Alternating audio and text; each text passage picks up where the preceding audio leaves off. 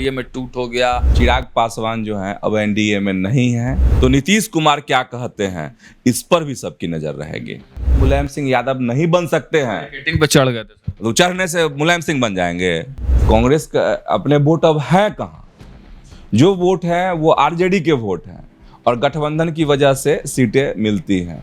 बहुत इक्के दुक्के जगह अगर कह ले तो कांग्रेस अपने बूते चुनाव जीत सकती।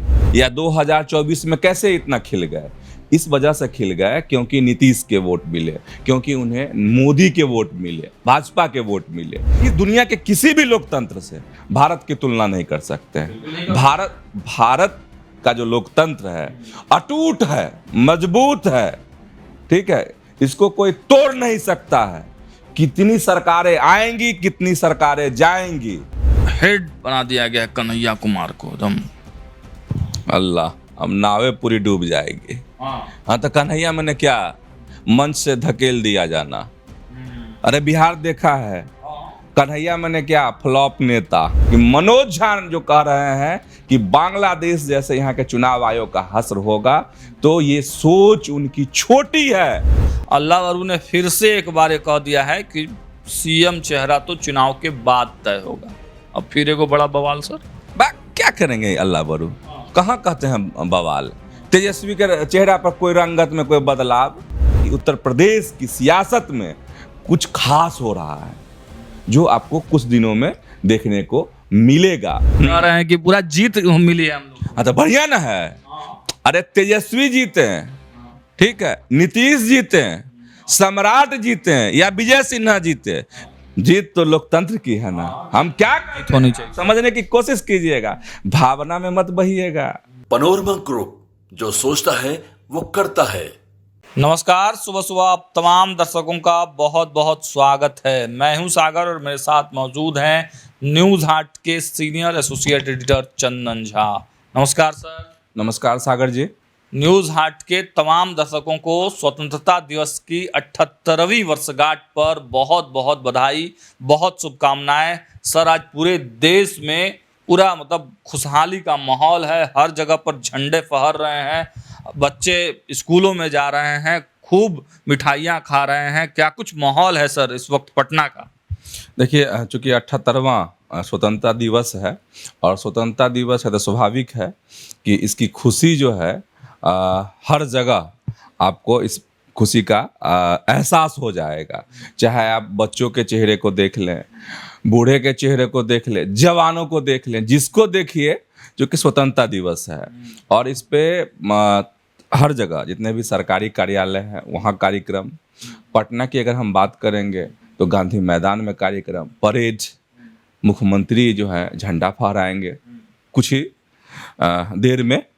तो स्वाभाविक है कि लोगों में हर्ष और उल्लास रहेगा। और इस मौके पर आपको राज्य भर में, देश भर में तरह तरह के जो सांस्कृतिक कार्यक्रम होते हैं उसके भी आयोजन, और दिल्ली में वहाँ भी बड़ा कार्यक्रम।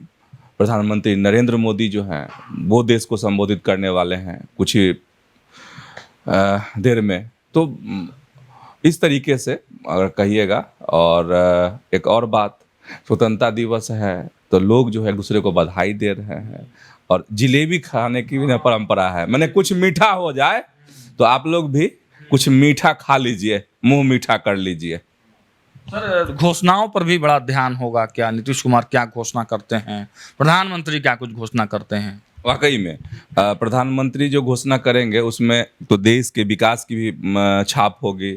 साथ ही जो अपने इंटरनेशनल रिलेशंस हैं भारत के, वो कैसे होंगे वो भी बात समझ में आ जाएगी।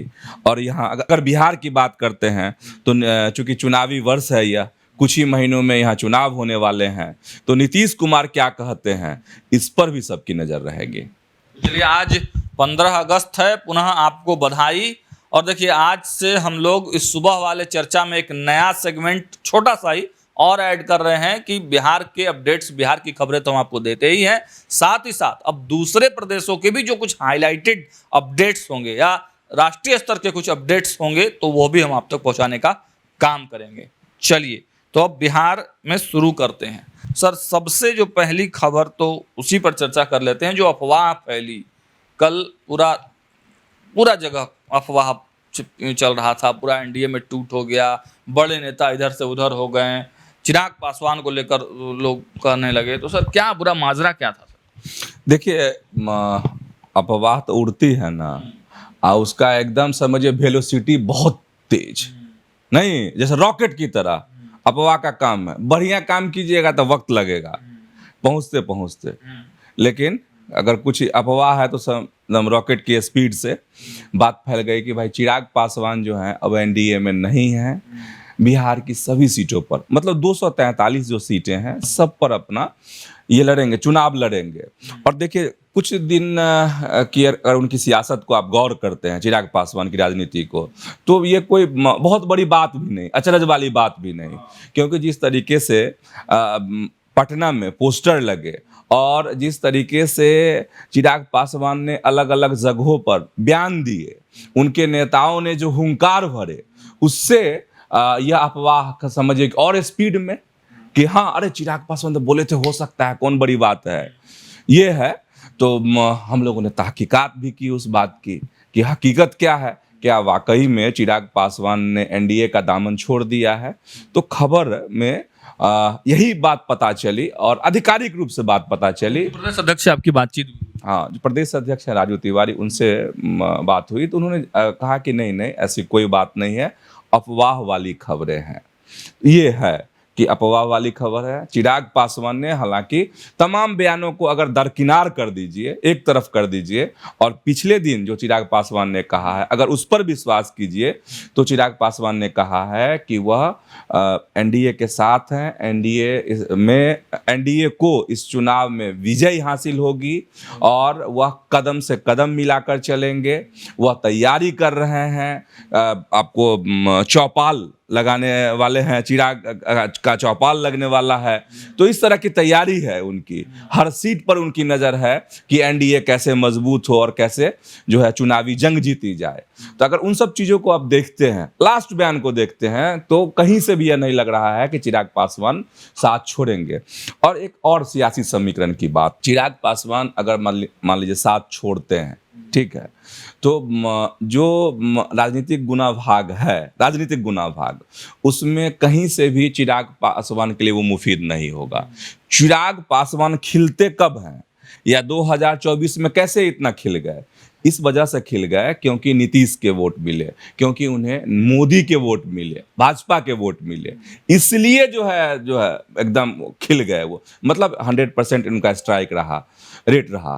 तो चिराग पासवान जो है और उनकी पार्टी के नेता इस बात को बखूबी समझते हैं कि एनडीए के का साथ जरूरी है, और यही समीकरण है जो बिहार को विकास के पथ पर ले जा सकता है। ये हम नहीं कहते, ये एनडीए के तमाम नेता कहते हैं, चिराग पासवान भी कहते हैं। हाँ, चिराग पासवान की यह बात है कि जहाँ पर कमियां हैं वहाँ पर वह बोलते हैं, उंगली उठाते हैं, और उन्होंने कहा भी है कि हम इसलिए कहते हैं कि इसमें सुधार हो। ठीक है, तो ये अच्छी बात है ना कि आपको कमी की तरफ अगर कोई इशारा करता है, क्योंकि लोग कहते भी हैं, पुरानी कहावत भी है कि नींदक नियरे राखिए आंगन कुटी छबाए। तो अगर उस मुहावरे पर को अगर गौर करते हैं तो चिराग पासवान को ऐसे ही मान लीजिए, ठीक है। वैसे चिराग पासवान के तेवर पहले से नरम पड़े हैं, वजह जो भी हो। चलिए, तो चिराग पासवान के तेवर नरम पड़े हैं पहले से, कहीं जाने वाले नहीं है, चिंता की कोई बात।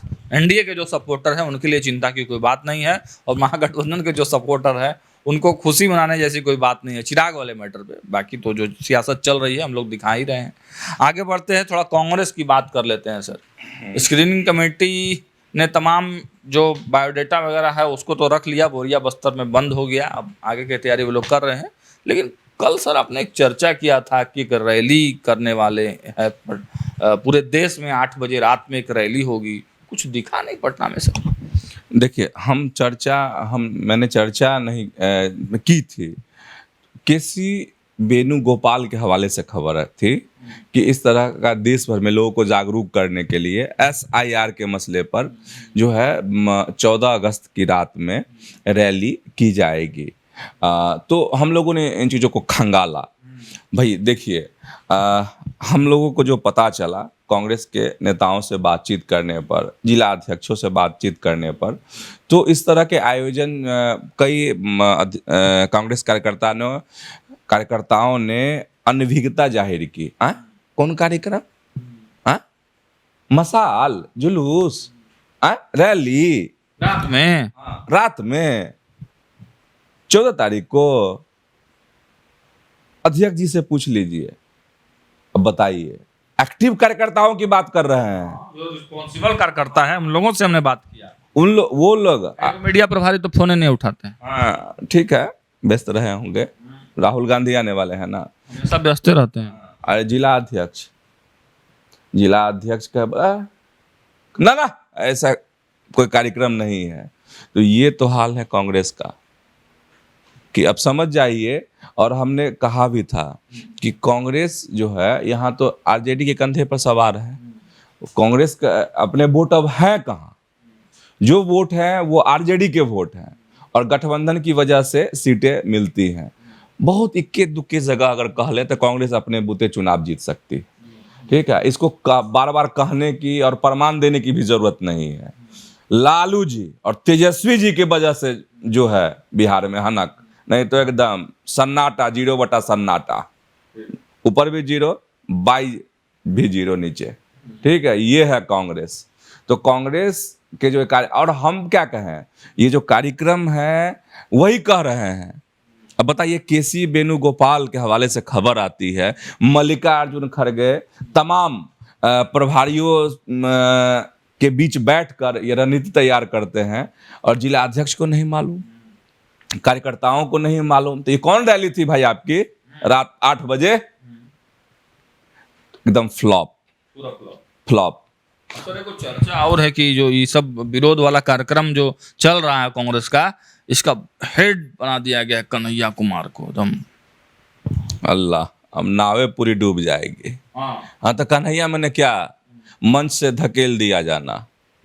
अरे बिहार देखा है, कन्हैया मैंने क्या, फ्लॉप नेता, ठीक है।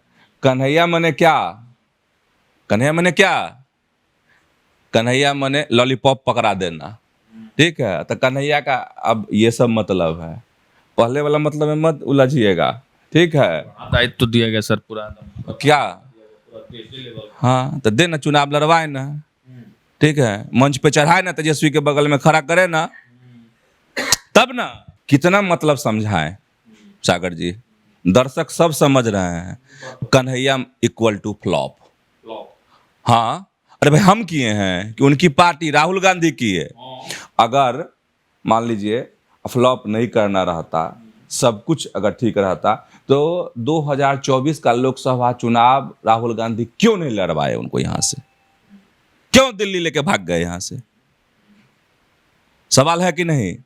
और फ्लॉप हम इसलिए भी कह रहे हैं कन्हैया, मतलब क्योंकि बिहार की जनता उस बात को अब तक नहीं भूली है जो जेएनयू में हुआ था। अब इसके लिए कह ले कोर्ट में ये हुआ, कोर्ट में वो हुआ, उससे मतलब नहीं है। सर एनएसयूआई के कार्यकर्ता दबी जुबान बोलते हैं ये बातें। हम लोग जब मिलते हैं उन लोगों से तो दबी जुबान एनएसयूआई पर भी सवाल उठाते थे एक समय में कन्हैया कुमार। अरे वाह, बताइए, अपना भी कुरबुरा रहे हैं तो कन्हैया का मतलब कितना समझाए। आज के कार्यक्रम में इतना ही रहने दीजिए, फिर मतलब समझाएंगे आपको कन्हैया का। तो समझिएगा कि कार्यक्रम पटना और बिहार में नहीं चल पाया, जो 8 बजे वाली रैली का था। पता नहीं और जगहों पर क्या कुछ हुआ है। हालांकि हमारे दिल्ली के रिपोर्टर ने भी कहा है कि वहाँ भी कुछ प्रभाव विशेष नहीं दिखाई दिया। हाँ, कोई खास नहीं। बिहार में भी इक्का दुक्का जगह कहीं हुआ होगा तो। आगे बढ़ते हैं, बात कर लेते हैं कांग्रेस के बिहार प्रभारी अल्लाह वरू की। अल्लाह वरू ने फिर से एक बार ये कह दिया है कि सीएम चेहरा तो चुनाव के बाद तय होगा। अब फिर एक बड़ा बवाल सर। क्या करेंगे अल्लाह वरू? कहाँ कहते हैं बवाल? तेजस्वी के चेहरा पर कोई रंगत में कोई बदलाव, लालू जी के कोई शिकन, कोई शिकन है? पार्टी कार्यकर्ता एकदम मालमास, तेजस्वी यादव सीएम फेस। तो अल्लाह वरू क्या कहने से होगा? अल्लाह वरू तो देख रहे हैं, एक बार जहाँ तेजस्वी यादव कहते हैं कि अल्लाह वरू, मतलब गतिविधियों को देखिए। 243 सीट पे सर रिज्यूमे ले रही है पार्टी, कुछ चल तो नहीं रहा। तो वो तो धोखेबाजी है अपने ही कार्यकर्ताओं से। हाँ, कार्यकर्ताओं से। और लोग अब समझिए लोग कैसे हैं, सबको पता है कि 243 सीट पे तो कांग्रेस चुनाव नहीं लड़ सकती, गठबंधन में तो नहीं है, अपनी इतनी सियासी हैसियत है नहीं बिहार में, ठीक है। तो इसका मतलब समझिए कि आप ठगे जा रहे हैं। स्क्रीनिंग की बात कर रहे हैं ना, 2 दिन बैठ करके जो हुआ, नहीं कल ही तो बता दिए थे, रिज्यूम लीजिए आप, प्रणाम, नहीं यही स्क्रीनिंग हुई है। तो ठीक है, लेकिन कांग्रेस का एक चीज है, इससे डाटा बैंक मजबूत होगा, ठीक है।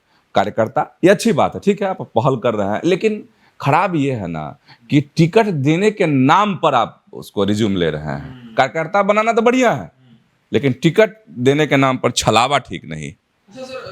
मनोज झा पर आप तो बोल ही रहे थे, अब तो बता ही रहे थे कि मनोज झा ने जो शब्दों का प्रयोग किया था चुनाव आयोग के लिए, अजय आलोक भी पूरा मतलब हमलावर थे, ऋतुराज सिन्हा पूरा गर्म थे मनोज झा पर, कह रहे थे कि गजब की भाषा है, और पूरा क्रोनोलॉजी बताए कि कैसे इन लोगों का प्लानिंग है, अव्यवस्था फैलाने की जो प्लानिंग है उसके बारे में चर्चा कर रहे थे अजय आलोक।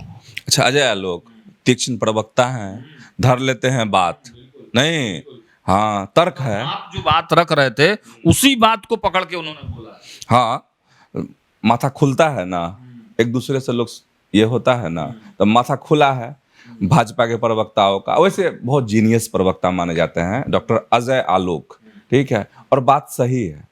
ये है कि आप बांग्लादेश के लोकतंत्र से या फिर पाकिस्तान के लोकतंत्र से या कि दुनिया के किसी भी लोकतंत्र से भारत की तुलना नहीं कर सकते हैं। भारत का जो लोकतंत्र है अटूट है, मजबूत है, ठीक है, इसको कोई तोड़ नहीं सकता है।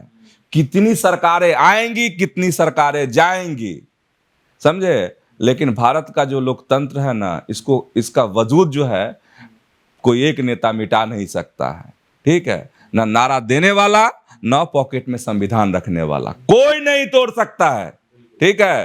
तो इसीलिए कोई भी आदमी भूल में ना रहे।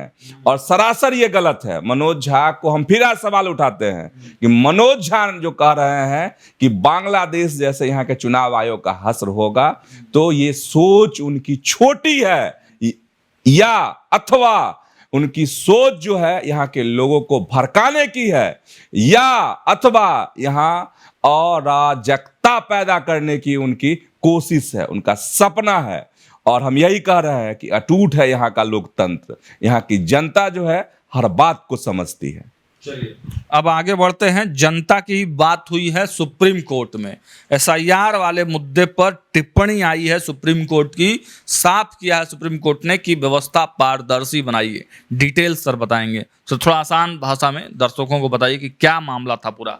देखिए, सबसे पहली बात कि सुप्रीम कोर्ट ने जो कहा है कि व्यवस्था पारदर्शी बनाइए, ये बढ़िया बात है, कोर्ट का आदेश बढ़िया है। अरे भाई, तो यही ना है, पारदर्शी होना चाहिए, आर और पार, ठीक है, और यही है भारत की खूबसूरती, ठीक है।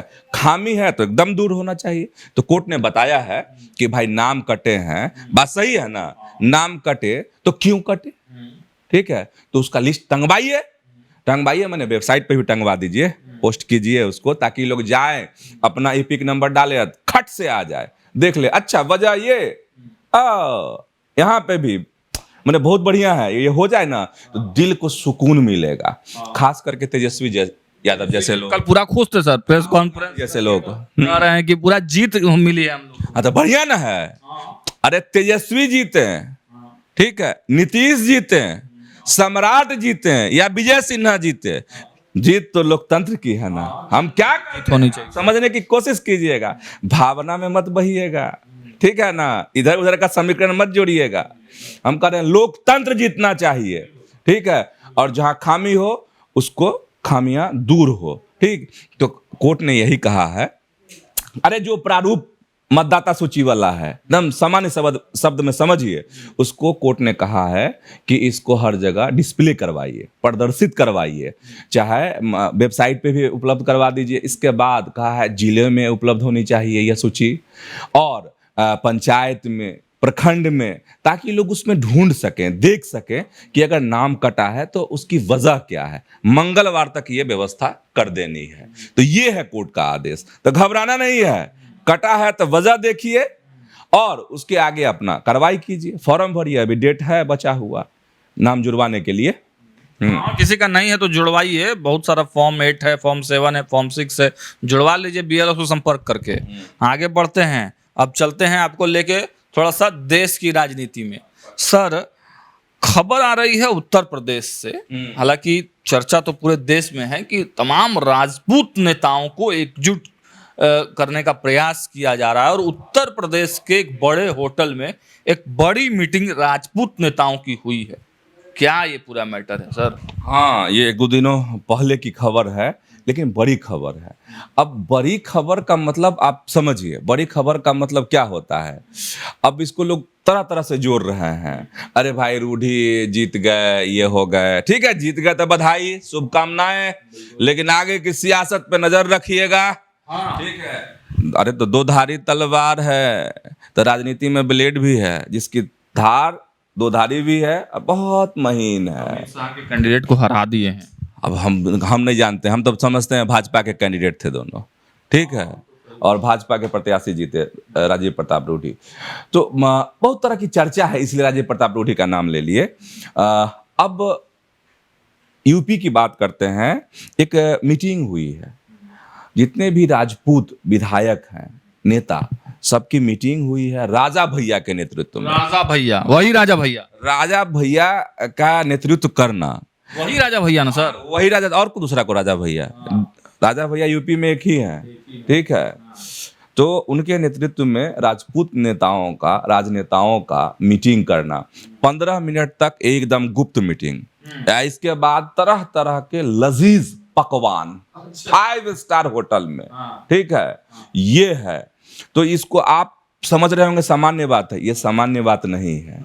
और इन दिनों कहा जा रहा है कि योगी आदित्यनाथ से बहुत अच्छी केमिस्ट्री राजा भैया की। अच्छा, एक और बात, योगी आदित्यनाथ का जिक्र कर रहे हैं तो ब्रजभूषण सिंह ने कुछ दिनों पहले ही योगी आदित्यनाथ से मुलाकात की है, और योगी आदित्यनाथ और ब्रजभूषण सिंह में मतभेद की खबरें, चर्चा बराबर होते रहती है। तो आप समझ जाइए, जो राजपूत क्षत्रिय नेता हैं, लीडर्स हैं यूपी के, वो एकजुट हो रहे हैं।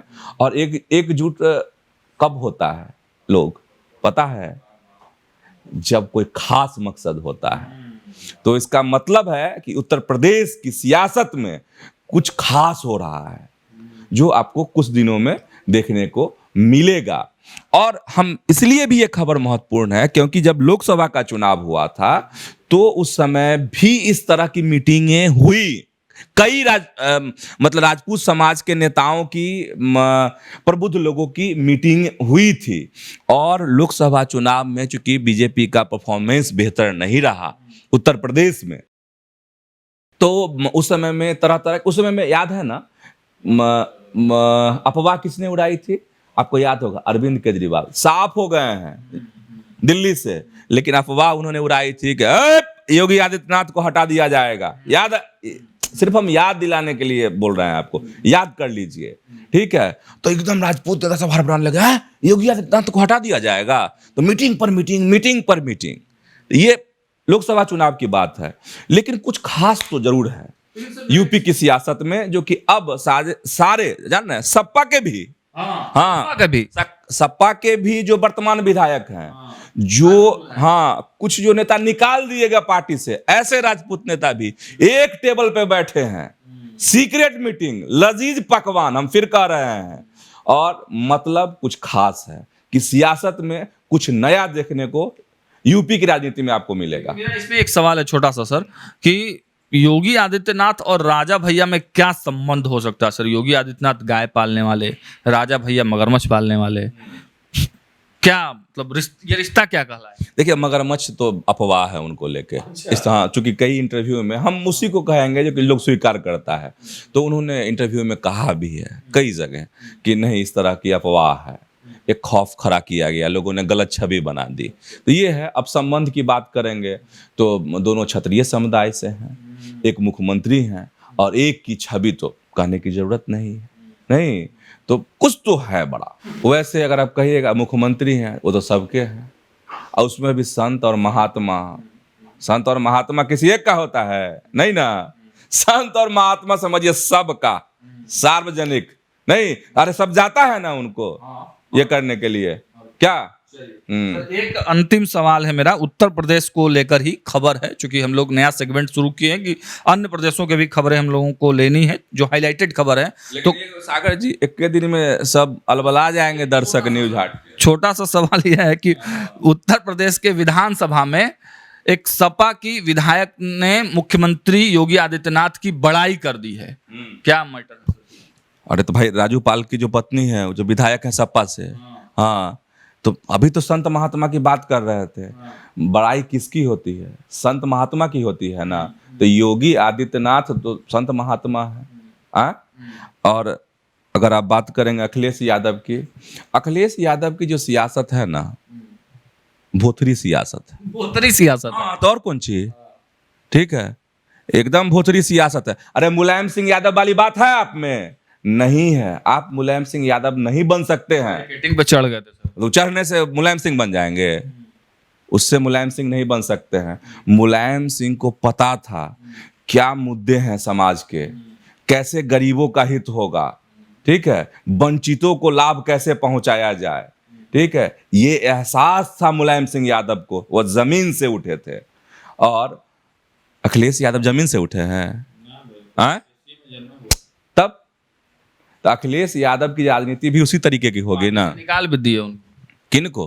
विधायक को, अपने ही विधायक को पार्टी से निकाल दिए। सामने में अब विधानसभा में अगर कोई विधायक खिलाफ बोलेगा तो क्या करेंगे अखिलेश जी? अपना किए कार्रवाई, ठीक है, और वो भी सोच समझ के ना बड़ाई की होंगी मुख्यमंत्री का। तो ठीक है, सब चलता रहता है। वो तो पहले ही से लग रहा था कि चूंकि राजू पाल हत्याकांड और उसके बाद वहां पर जो कार्रवाई हुई, किस तरीके से राजनीति जो है एकदम झकझोर का एक दौर आया वहां पर, तो ये सब तो होना ही था वहां पर। तो आपने देखा, लगातार न्यूज हाट के माध्यम से ग्राउंड जीरो के भी अपडेट्स और अंदर खाने की जो खबरें हैं वह भी आप तक लाने का हम लोग प्रयास करते रहेंगे। देखते रहिए न्यूज हाट। बहुत बहुत धन्यवाद।